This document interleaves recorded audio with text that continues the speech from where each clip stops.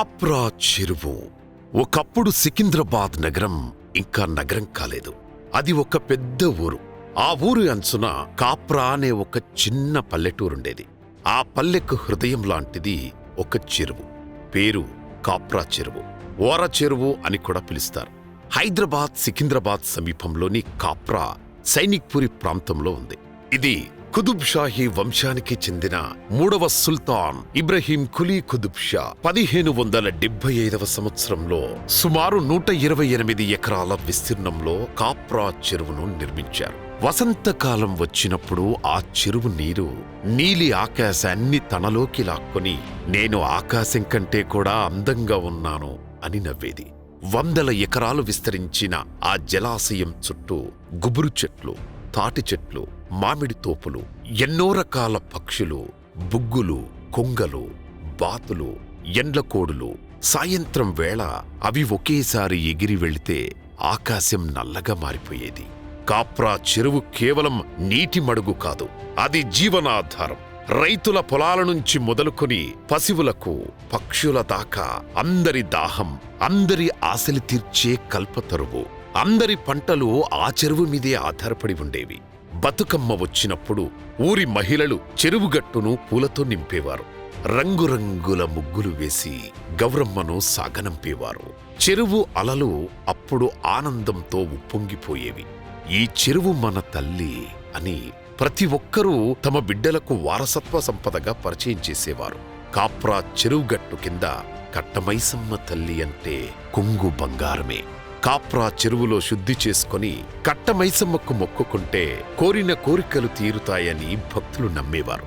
ఎంతో సుదూర తీరాల నుంచి వచ్చి అమ్మవారిని దర్శించుకునేవారు. ఇక్కడ జరిపే పెద్ద పండుగ అదో విశేష సంబురమే. 10 ఏండ్లకొక్కసారి జరిగే పెద్ద పండుగ నాడు చుట్టుపక్కల జనమంతా ఇక్కడికి వచ్చేవారు.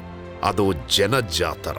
పెద్ద పండుగ నాడు మైసమ్మ తల్లికి దున్నపోతును బలి ఇచ్చి ఆ మాంసాన్ని చుట్టుపక్కల ఊర్ల సరిహద్దుల్లో చల్లేవారు.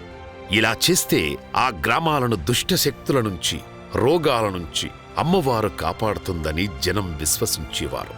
కాప్రా చెరువు పరిసర ప్రాంతమంటే జీవ వైవిధ్యం సమృద్ధిగా ఉండేది. స్వచ్ఛమైన నీరు, సమతుల్య ఇకోసిస్టంతో ఒక జీవన ఉద్యానవనంలా ఉండేది.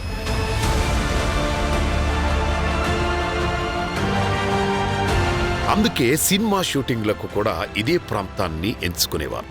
విశ్వవిఖ్యాత నట సార్వభౌమ ఎన్టీఆర్ నటించి నిర్మించిన దానవీర శూరకర్ణ చిత్రంలో కూడా ఇక్కడే కీలక సన్నివేశాలను చిత్రీకరించారు.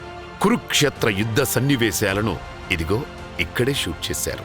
దుర్యోధనుడు చెరువులో దాక్కునే జలస్తంభన విద్య సన్నివేశం కాప్రా చెరువులోనే చిత్రీకరించారు. అంటే కాప్రా చెరువు వైభోగం ఎంత వైభవోపేతంగా ఉండేదో వేరే చెప్పాలా? కాలం తిరిగింది, నగరం పెరిగింది. కాప్రా పల్లె ఇక పల్లె కాలేదు, అది నగరం యొక్క భాగమైంది. రియల్ ఎస్టేట్ వ్యాపారులు, రాజకీయ నాయకులు, అక్రమ నిర్మాణాలు, వారి కళ్లలో ఆ చెరువు ఇక నీరు కాదు భూమిగా కనిపించింది. మొదట మెల్లగా గట్టుపై కొన్ని ఇళ్ళు, తర్వాత రోడ్డు, తర్వాత పెద్ద పెద్ద బహుళ అంతస్తుల భవనాలు. చెరువు ఒక్కొక్క రోజు కుంచుకుపోసాగింది. 128 ఎకరాల నుంచి 60 నుంచి 70 ఎకరాలకే పరిమితమైంది. ఇప్పుడు ఆ ఊరికి వచ్చే యువతకు, పిల్లలకు చెరువు ఆనవాళ్లే కనిపించని పరిస్థితి. మన చెరువెక్కడా అని అడిగితే కన్నీటితో జనాల కళ్ళు తడిబారిపోతాయి.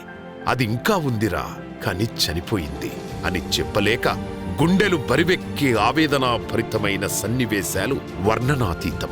ఒకప్పుడు స్వచ్ఛమైన నీటిలో ఈత కొట్టిన చోట ఇప్పుడు నల్లటి మురుగునీరు, ప్లాస్టిక్ సంచులు, వినాయకుడి విగ్రహాల శేషాలు చూసి నాటి జలదృశ్యాలు గుర్తుకు వచ్చి వేదన పడని మనస్సుండదు. పక్షులు లేవు, వాటి స్థానంలో కాకులు, రాబందులే కనిపిస్తున్నాయి. గట్టుమీద ఇళ్ళు, గోడల మీద ఇక్కడ కట్టడాలు నిర్మించవద్దు అనే బోర్డులు. కాని ఎవరూ పట్టించుకోవడం లేదు. వర్షం పడితే చుట్టుపక్కల ఇళ్లన్నీ వరదలో మునుగడం సాధారణమయ్యింది. నేను నీకు తల్లిరా, నువ్వు చిన్నప్పుడు నా నీళ్లతోనే స్నానం చేశావు, నా చెట్ల కిందనే ఆడుకున్నావు. ఇప్పుడు నన్ను చంపుతున్నారు. నేను మరణిస్తే నీ పిల్లలు గాలి కోసం, నీరు కోసం ఏడుస్తారు నన్ను కాపాడుకోండిరా అని ఘోషిస్తున్న కాప్రా చెరువు గొంతు విని మెలిపడని హృదయం లేదు. ఇదా అభివృద్ధి అంటే? నిజమైన అభివృద్ధి ఏమిటి? కాంక్రీట్ భవనాలు కట్టడం కాదు. మన పిల్లలు శుద్ధమైన గాలి, నీరు, పచ్చని ప్రకృతి కోసం ఏడవకుండా చూడడం. కాప్రా చెరువు చనిపోతే మనం కూడా చనిపోతాం. ఎందుకంటే మనం ప్రకృతిని చంపితే ప్రకృతి మనల్ని క్షమించదు. ఇది కేవలం ఒక కాప్రా చెరువు కథ కాదు. ఇది మన బతుకు గతి తప్పుతున్నదన్న ప్రకృతి హెచ్చరిక. కాప్రా చెరువుపై కబ్జాదారుల దాడులపై స్థానిక జనం పోరుబాట పట్టారు. పెద్ద గొడవే జరిగింది. దీంతో 2003లోనే కాప్రా చెరువు పునరుద్ధరణ కోసం అప్పటి టీడీపీ సర్కార్ హయాంలోనే నిధులు మంజూరయ్యాయి. కానీ ఒక్క రూపాయి కూడా ఖర్చు పెట్టలేదు. అభివృద్ధి జరగలేదు. 2010 దాకా కాప్రా చెరువు కబ్జాలు యథేచ్ఛగా జరిగాయి. దీంతో మరోసారి కాప్రా ప్రజలు ఉద్యమ బాట పట్టారు. ఈ పోరాటంలో బండారి కుటుంబం కీలక పాత్ర పోషించింది. అప్పటి శాసనసభ్యులు బండారు రాజిరెడ్డి గారి పోరాటంతో కాప్రా చెరువు విధ్వంసానికి అడ్డుకట్టపడింది. అప్పటికి ఉన్న చెరువునైనా కాపాడాలన్న దృఢ సంకల్పంతో చెరువు చుట్టూ ఫెన్సింగ్ వేయించారు బండారి రాజిరెడ్డి. చెరువుతో పాటు ప్రభుత్వ భూములను కూడా కాపాడారు. ఆ తర్వాత 2015, 2016లో కేసీఆర్ సర్కార్ మరో 9 కోట్లు కేటాయించింది. చెరువు పునరుద్ధరణ పనులు చేయించింది. బండారి కుటుంబం పోరాటంతో కాప్రా చెరువు కబ్జాకు అడ్డుకట్టపడినా చెరువు విధ్వంసం మాత్రం ఆగలేదు. చుట్టుపక్కల కాలనీల నుంచి సీవేజ్, గార్బేజ్, ప్లాస్టిక్, గణేశ విగ్రహాల మట్టి, పాప్, రసాయనాలు చెరువు నీటిలోన కలిసేవి. గుర్రపు డెక్క పెరిగిపోవడం, వాటర్లో ఆక్సిజన్ తగ్గడంతో చెరువులో చేపలు, జీవరాశులు చనిపోయాయి. ఒకనాడు మహా జలనిధిగా వెలుగొందిన కాప్రా చెరువు మురికి కూపంలా మారింది. దీంతో మరోసారి బండారి కుటుంబం ఆ బాధ్యతను భుజాలకెత్తుకుంది. ఉప్పల్ శాసనసభ్యులు బండారి లక్ష్మారెడ్డి కాప్రా చెరువు పరిరక్షణకు నడుం కట్టారు. ప్రజా పోరాటాలకు మార్గదర్శిగా మారారు. కాప్రా చెరువుతో పాటు స్థానిక జలవనరులను కాపాడాలంటూ అసెంబ్లీలో సైతం గళం వినిపించారు. పెరుగుతున్న విష వ్యర్థాలు, కాలుష్యం, దోమలు, అపరిశుభ్రతపై ప్రభుత్వాన్ని నిలదీశారు. అతను స్థానిక ప్రజాప్రతినిధిగా చెరువు అభివృద్ధి, beautification, desilting, encroachment removal, Storm water inlets తెరవడం, ఫెన్సింగ్, వాకింగ్ ట్రాక్ వంటి పనులకు నిధుల కోసం పోరాటం చేశారు. ప్రభుత్వ పెద్దలను కలిశారు. అధికారులకు పరిస్థితిని వివరించి పరిష్కారం కోసం విజ్ఞప్తులు చేశారు. హైడ్రా కమిషనర్ ఏవి రంగనాథ్ గారిని కలిసి కాప్రా చెరువు పరివాహక దుస్థితిని వివరించారు. కాప్రా చెరువు అభివృద్ధి మరియు సుందరీకరణ కోసం 35 కోట్ల భారీ నిధులు సాధించారు. లక్ష్మారెడ్డి గారు ముఖ్యమంత్రి వర్యులు రేవంత్ రెడ్డి గారికి హృదయపూర్వక కృతజ్ఞతలు తెలిపారు. హైడ్రా జీహెచ్ఎంసీతో సమన్వయం చేసి కాప్రా చెరువు సుందరీకరణ పనులకు శ్రీకారం చుట్టారు. ఇవి హైడ్రా ఫేజ్ 2 లేక్ రిజివినేషన్ కింది భాగం. మొత్తంగా కాప్రా చెరువు మళ్లీ మంచినీటి చెరువుగా పునర్వైభవం పొందనుంది. కాలుష్యంతో దెబ్బతిన్న చెరువు ఇప్పుడు లక్ష్మారెడ్డి గారి చొరవతో మరింత పునరుద్ధరణ దశలోకి వచ్చింది. ఒక నాయకుడి నిరంతర కృషి, ప్రజా అధికారుల సహకారం ఎంత ముఖ్యమో చూపే ఉదాహరణ. పనులు పూర్తయితే చెరువు మళ్లీ స్వచ్ఛమైన నీరు, పచ్చదనం, పక్షులతో నిండి స్థానికుల జీవనాధారంగా మారుతుంది.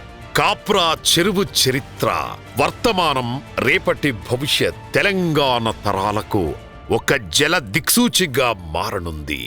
ఊరుకు తల్లిలాంటి చెరువులను ఎందుకు, ఎలా కాపాడుకోవాలో ఒక మార్గదర్శిగా నిలవనుంది.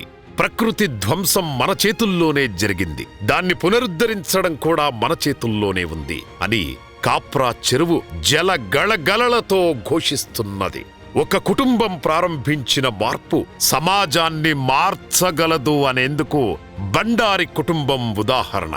ఇప్పుడు హైడ్రా, జీహెచ్ఎంసీ పనులు, కమ్యూనిటీ డ్రైవ్స్ తో చెరువు నెమ్మదిగా తిరిగి సజీవమవుతోంది. పక్షులు, జీవులు అన్నీ తిరిగి వస్తున్నాయి. ఇది హైదరాబాదుకు మాత్రమే కాదు, ప్రపంచానికి సందేశం. నీళ్లు ఉంటే జీవం ఉంటుంది, ప్రకృతిని కాపాడితే అది మనల్ని కాపాడుతుంది. కాప్రా చెరువు పునరుద్ధరణ ఒక విజయ గాథ అవుతుంది. ఆ రోజు దూరంగా లేదు, మన కృషితో వస్తుంది. జై ప్రకృతి, జై తెలంగాణ. అన్నా, మీకోసం కాదు, ప్రజల కోసం మీరు పోరాడుతున్నంత వరకు ఉప్పల్ గడ్డ మీ వెంటే గట్టిగా నిలుస్తుంది లచ్చన్న.